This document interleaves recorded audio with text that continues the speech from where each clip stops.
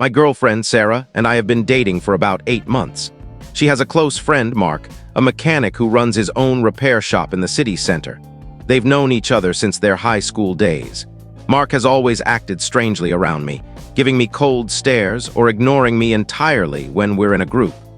Sarah insists he's just protective because of their long-standing friendship, and that he's been this way with all her past boyfriends. She tells me not to take it personally, but it's tough to ignore when he blatantly turns away mid-conversation or shifts the topic whenever I try to chime in. Things got messier about 3 months ago when Sarah's old Honda started making odd rattling sounds. I suggested taking it to a reputable garage or the dealership, but Mark quickly offered to fix it for free, citing their friendship. Sarah was excited to save money, so I didn't push back, even though I had a bad feeling. Since then, Mark has become a constant presence in our lives. Sarah's car seems to break down every couple of weeks. Sometimes it's the radiator, other times the clutch or some obscure engine part I don't understand. Each time, Mark comes to the rescue. He picks her up when the car fails, tows it to his shop, and spends hours working on it while she waits there. The worst part? Sarah has started canceling our plans because of these car issues. We had reservations for a concert she was dying to attend, but her car broke down that morning, and she spent the evening at Mark's garage instead. Another time, we were set to attend her sister's engagement party, but the brakes failed the day before. Mark fixed them quickly, but Sarah said she couldn't risk the long drive. I couldn't lend her my SUV because a buddy was borrowing it. I've noticed her car needs more repairs in 3 months than my decade-old SUV has needed in years. When I brought this up, Sarah got defensive, saying Mark is an expert and old cars just need frequent upkeep. She also emphasized that he's doing it all for free, saving us hundreds compared to other shops. Still, something feels off. 2 weeks ago, I went to pick Sarah up from Mark's shop. They were both bent over her car's engine, not doing anything inappropriate, just talking quietly and standing close. When they noticed me, they quickly stepped back, and Mark launched into a detailed explanation about the fuel pump that Sarah didn't seem to care about. Then, last week, Sarah mentioned Mark had been texting her late at night about car issues. When I asked to see the messages, she said she deleted them because they were just technical jargon cluttering her phone. That felt odd since she saves all our chats. The tipping point came at a barbecue with Sarah's colleagues. Mark showed up despite not working with them.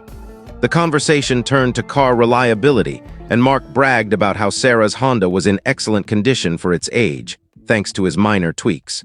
I couldn't hold back and asked why it kept breaking down if it was so great. Mark gave me a strange look and said some cars are just finicky and need regular care from someone who gets them. He stared at me, adding that not everyone has the skill or patience to handle something so delicate. Sarah brushed it off with a laugh, but the tension was obvious to others at the party. I've been wrestling with whether I'm overthinking this or if something's really wrong. Part of me suspects Mark might be tampering with Sarah's car to create opportunities to be around her, but that sounds insane even as I write it. Still, I can't shake the feeling that this situation is set up to make me look bad, either as the jealous boyfriend who doesn't trust her friend, or the useless one who can't help when she's in trouble. Sarah used to turn to me for support, but now Mark's her go-to for everything, from car repairs to giving her rides everywhere when I'm not available. I know I need to talk to Sarah seriously, but I'm unsure how to do it without sounding accusatory. I don't think she's cheating, but I believe Mark has feelings for her and is using these car troubles to wedge himself into our relationship. The question is whether Sarah sees what's happening or if she's just grateful for a friend who fixes her car for free. What would you do? Update 1, a few weeks later. Thanks for the suggestions to catch Mark in the act or confirm if he's sabotaging Sarah's car. I wasn't sure how to do that without seeming obsessive, but an opportunity came up. Sarah had to stay late at work one night and her car wouldn't start. She called Mark, but he was tied up with a family issue and couldn't help right away. So she called me. When I arrived at her workplace, I checked under the hood while we waited for the tow truck. I'm no mechanic, but I've worked on cars with my dad before. The battery terminals were heavily corroded, which was odd since Sarah said Mark had cleaned them recently. The corrosion looked fresh, like it hadn't had time to build up naturally. I scraped some off, and the terminals underneath were fine. I didn't mention it to Sarah, but started noticing a pattern in her car troubles. They always happened early in the morning or late at night, never during the day or when we were together. A week later, her car stalled in the gym parking lot close to Mark's shop. He arrived quickly to tow it. I was driving by in a friend's car, since he'd borrowed my SUV, and saw them loading it onto the tow truck. I followed them to Mark's shop, staying far enough back to avoid notice. From across the street, I watched through the garage windows. Mark had Sarah's car on a lift, tinkering with the wheel area. They went to his office for about 20 minutes, then he drove her home in his truck. But 30 minutes later, he returned alone, raised the car again, and worked under it for another half hour. He started it afterward, and it ran fine. That's when it clicked. Mark was likely fixing what he'd broken, then causing a new minor issue to fail soon after. It's a clever scheme. He creates problems to strand Sarah, plays the hero, and ensures she'll need him again soon. I know it sounds wild and I lack hard proof, but the pieces fit. The timing, the minor but inconvenient issues, and Mark's constant availability. I decided to approach Sarah carefully. Instead of accusing Mark, I suggested getting a second opinion from another mechanic to ensure her car was safe. I offered to cover the cost. Sarah's reaction surprised me. She got defensive, asking why I didn't trust Mark's work. I explained I just wanted her car to be reliable, but she accused me of jealousy and stirring up drama. Our conversation turned into our first big fight. She called me paranoid and controlling, saying if I couldn't handle her having male friends, we might not be compatible. I clarified it wasn't about Mark's gender but his suspicious behavior, but she wouldn't listen. That fight was a week ago, and things have been strained since. Her car broke down again, an alternator issue, and she called Mark. I offered to help, but she said he was already coming, and it'd be rude to cancel. Then, a new detail emerged that's really bothering me. Sarah's neighbor, Mrs. Ellis, a kind older woman, mentioned how nice it was that Sarah had a friend like Mark fixing things around her apartment. When I asked Sarah, she admitted Mark had been helping with small repairs, a dripping faucet, a wobbly shelf, because he offered to do it for free. This upset me because Sarah never told me about these issues. I'm handy and helped my uncle remodel his bathroom a few years back. I've told her I'm happy to fix things, but she said she didn't want to burden me, and Mark offered first. It feels like Mark is deliberately taking over every area where I could be helpful, from her car to her home, making me seem irrelevant. Update 2 a few days later. Things have escalated. I learned Mark's been doing more than minor fixes at Sarah's apartment. I arrived early to pick her up for dinner, and Mrs. Ellis was in the lobby. She raved about the upgrades Sarah had been making to her place. Confused, I asked for details. Apparently, Mark's been at Sarah's almost daily for weeks, installing new ceiling lights, replacing outlets, and even repainting her kitchen. Sarah loves home improvement, and we used to do these projects together, like picking out decor for her place. We'd planned to repaint her walls, but now she's doing it with Mark. When I asked her about it, she looked uneasy and said Mark offered to help since he had spare time. She claimed she'd planned to show me the finished work as a surprise. But this wasn't one project, it was a full apartment overhaul. I stayed calm and asked to see the changes. Sarah hesitated, saying the place was messy and she'd show me later. I explained that it hurt she hadn't included me, especially since I love these projects. She said she didn't think I'd care because I'd never offered to fix things.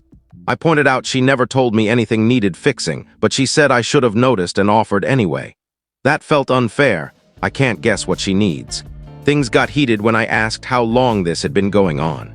Sarah said Mark suggested the upgrades a month ago while fixing her sink. That timing aligns with when I first noticed his over-involvement. While I was questioning my suspicions, they were planning a major renovation together. I asked why she didn't mention it when I raised concerns about Mark. She said she didn't think the projects were related to my jealousy and didn't want to fuel my suspicions. Dinner was tense. Sarah was annoyed I wasn't excited about her apartment upgrades. Then, 2 days later, her car broke down again, this time the fuel pump. She texted me that she'd miss our movie plans because Mark was towing her car. I offered to help, but she said he was already en route. Later, she texted that Mark's girlfriend, Lisa, had visited the shop and raised concerns about how much time Mark spent with Sarah. Lisa suspected Mark had feelings for her and thought the car and apartment help was his way of getting closer. Sarah and Mark insisted they were just friends, but Lisa gave him an ultimatum: set boundaries with Sarah or their relationship was over. Sarah was upset, feeling guilty for causing trouble, but also thinking Lisa was overreacting. Then she mentioned Mark suggested pausing the apartment work to appease Lisa, and Sarah was frustrated about delaying her projects. Her focus on the renovations over the possibility of Mark's feelings raised red flags. It seems she's grown attached to his attention and help, even if she doesn't have romantic feelings. Update 3, a week later. This is likely my final update.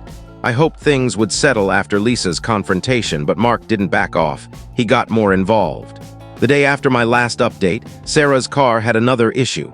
The transmission started acting up during her commute. She called Mark, who towed it but said his shop couldn't handle the repair and took it to a specialist across town. He claimed it'd take days due to parts delays. That story seemed fishy. Mark's shop is well equipped, and transmission repairs are standard. I called other local shops, and they all said they could fix a Honda transmission in a day or two.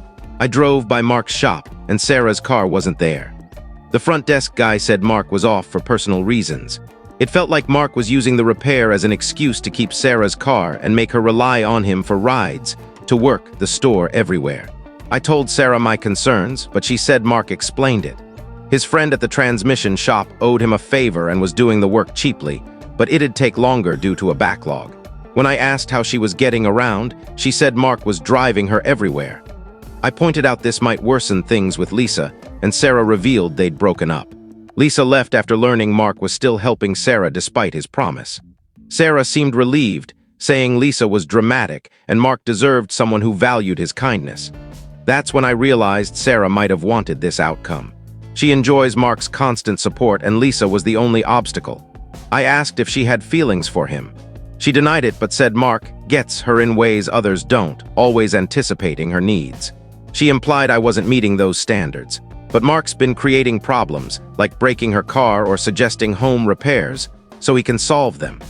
I told Sarah I believed Mark was manipulating us both, and she was ignoring red flags because she liked his attention. She called me paranoid and selfish, saying my distrust showed we weren't compatible. I agreed, saying I needed a partner I could trust, and her actions showed she wasn't that person. I said she'd chosen Mark over me. She seemed shocked I was ending things, expecting me to fight for her. But I'm done competing with someone rigging the game with fake crises. That was 3 days ago. I'm not fixing what isn't broken anymore. Sarah made her choice and she'll face the consequences, whether she sees Mark's true nature or stays happy with his control. It's not my issue now.